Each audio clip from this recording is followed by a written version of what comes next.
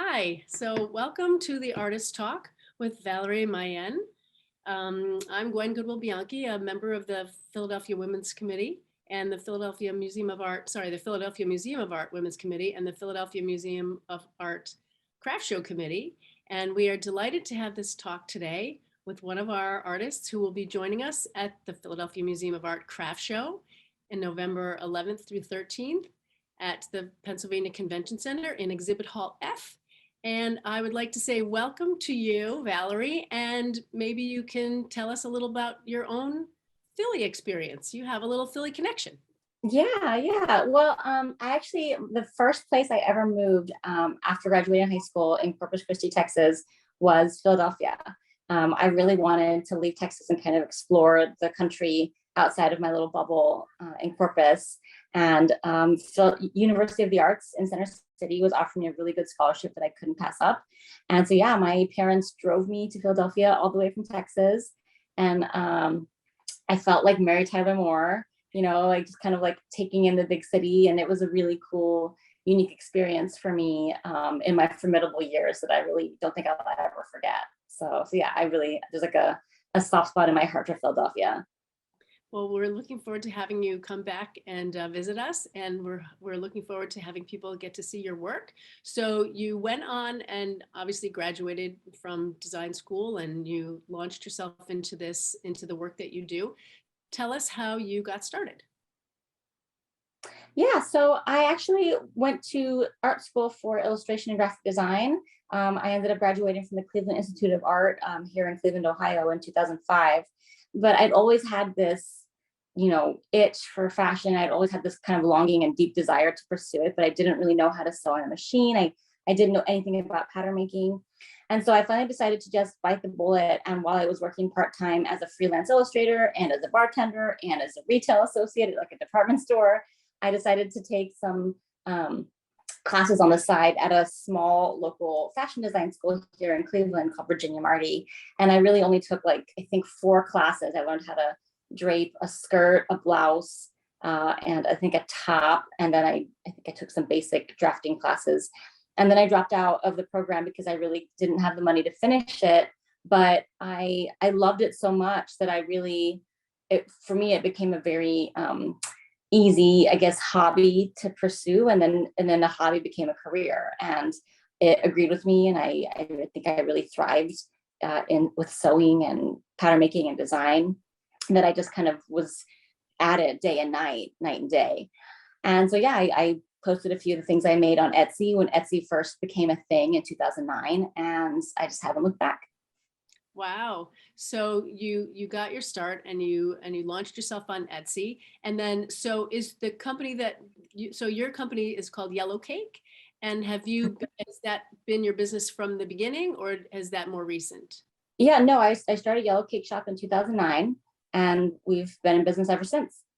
And you're based in Cleveland, and you have a shop there and also your studio there where you do all your like inspiring work, and you come up with your collections, and you're in Cleveland. Yep, we're based in Cleveland, Ohio, on the west side, right near the Shoreway, right near the waterfront.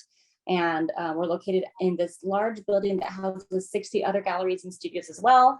We're in the lower ramp level, so we've got about 1,300 square feet, and that's really where we do all of our pattern making. That's where we do our drafting and our sample making. And then we also have a small showroom where clients can come and shop, and we handle fittings there as well.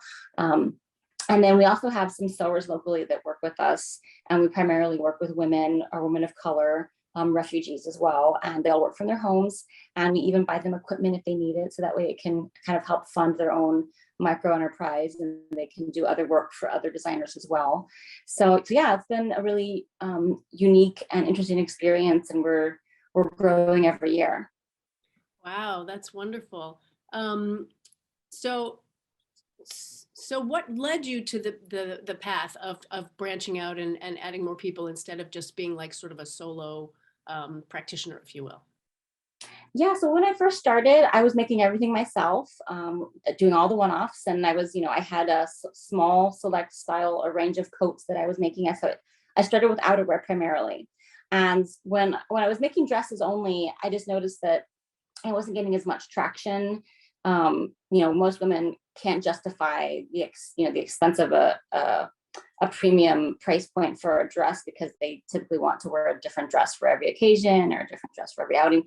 And a lot has changed since 2009. I think women are a lot more conscious consumers as it comes to sustainability. But in 2009, that was a little different story. And so I was finding it harder to sell handmade dresses because I was still a very unknown name. I didn't have a lot of credibility behind me yet at the time.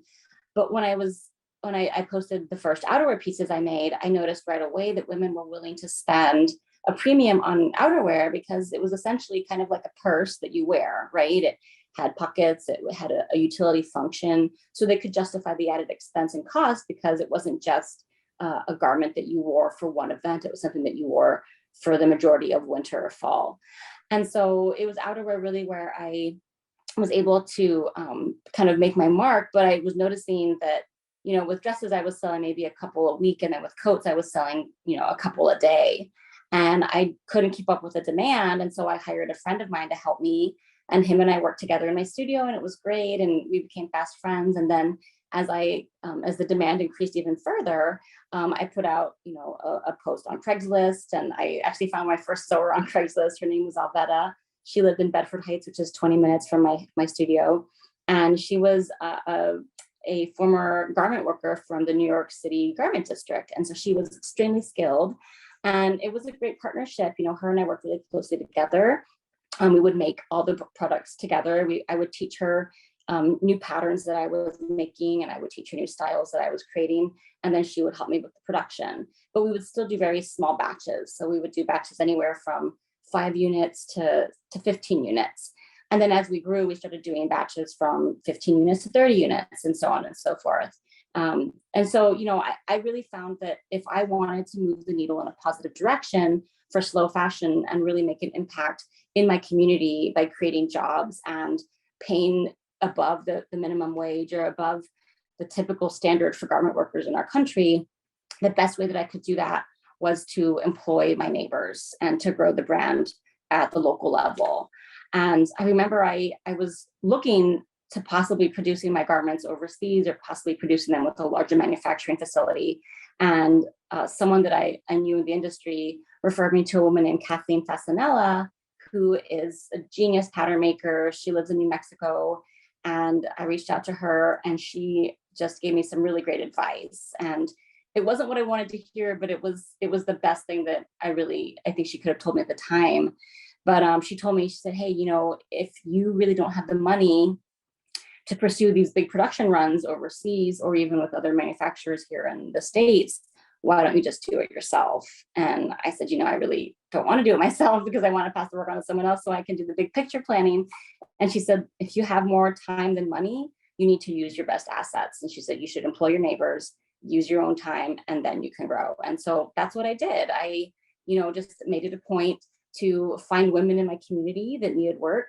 And then I took the time to train them on the styles and the skills and the quality that we expected. And that's kind of how I grew the business. So yeah, I definitely could have stayed a much smaller brand and been more, I guess, bespoke. But I've always been of the mindset that, staying small isn't really going to help me achieve the golden dreams that I wanted for my craft and my art and my business.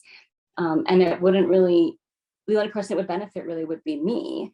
And so if I wanted to really make a more lasting impact, I could expand and grow the brand bigger by really bringing others into the fold. And that's how we've done it. And now we have 5 sewers, and we have 3 administrative assistants, and we have 2 full-time employees, and we have, pattern graders and machine repair men, and we have all the suppliers that we utilize that we've been giving business to for the last 14 years. We have our fabric reps, our fabric suppliers, and I think that our success really contributes to the greater success of all the people who we interact with on the daily to run this operation. So yeah, I think I decided to just grow the business in a way that could still be true to the art that I wanted to create and put out in the world, but also really grow it in a commercial way that made sense and could also provide livelihood for women and people that needed it. Right, wonderful. Well, let's talk about the art that you want to put out in the world. Where do you get your inspirations from, and how do you do several collections a year, or do you do sort of like you find a design and you think you kind of run with that? Like tell us about your inspiration process. Sure. Yeah. For me, it all started with function, really. I'm from Texas originally. And when I moved to Cleveland, Ohio, I was quickly had to bend a knee to the winter here. And so, yeah, I really couldn't find a coat that I really liked that, I remember specifically the date actually. I was going on this date with this really good looking guy that I met at a bar. And I went to I think it was Charlotte Russe or something to buy this super cute outfit. It was like these really tight jeans and this cool blouse. And it was snowing. It was February, and he was taking me to a sushi restaurant. And I remember I didn't have a nice coat to wear. All I had was this really tacky, ugly North Face puffer that my mom bought me at Goodwill before I moved to Philadelphia. And it was disgusting. It was hideous, and it wrecked the whole outfit. And I had to wear it like half the night. And I just remember when I got in his car and the jacket just like ballooned around me when I sat down, and I was just thinking to myself, like, this is ridiculous. And so I decided to start making my own outerwear, something that I would want to wear over what I was wearing, something that would look just as stylish, but still be functional and keep me warm and do what I needed it to do.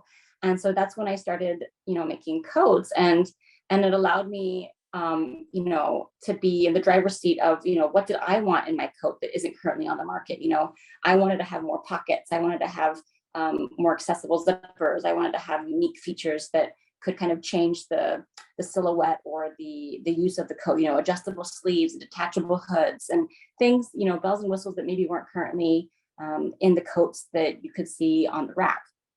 And so that was my first, I think, motive for inspiration was function first, but then also the end user. So I really consider our client and what their needs are and what kind of lifestyle they live. And so a lot of our clients are women who are professional women who are either CEOs, or they run their own business, or they wear a lot of hats. And a lot of our clients, they want to look great and they want to feel emboldened in their careers, but they just don't have the time to go shopping every weekend or to be bothered with fussy details. They want something that they can buy once and it will last them a lifetime. And so we really think about that too when we're making our products. So we try to get materials that we know are easier to care for. We try to get materials and textiles that we know are more durable and utility based. And then we marry those with details like, leather accents and gold hardware, and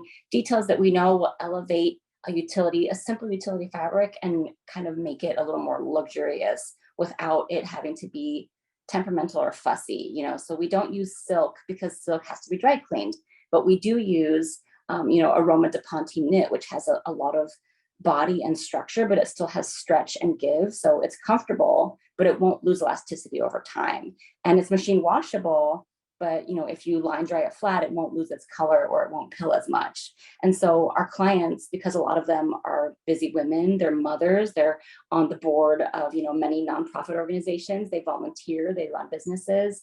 This is kind of the product that suits their lifestyle. So for us, a lot of inspiration definitely comes from more of a pragmatic foundation, but then we also look to what trends have withstood the test of time. So we look to some of the most iconic designers.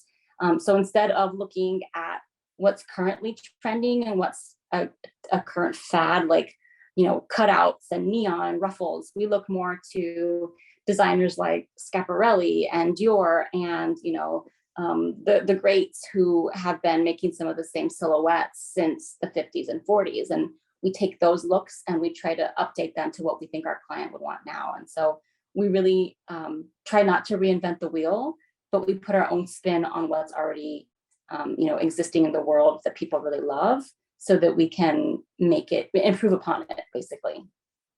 Well, we have so much more to talk about, and unfortunately, we only have about 20 more seconds. So I Sure. just say thank you so much for joining us today, and welcome. We look forward to welcoming you to the show again November 11th through the 13th at the Pennsylvania Convention Center, Exhibit Hall F. Valerie Mayén, Yellow Cake is the name of her business, and we can't wait to see you then, Valerie. Thank you so much for Here. joining us. Thanks so much.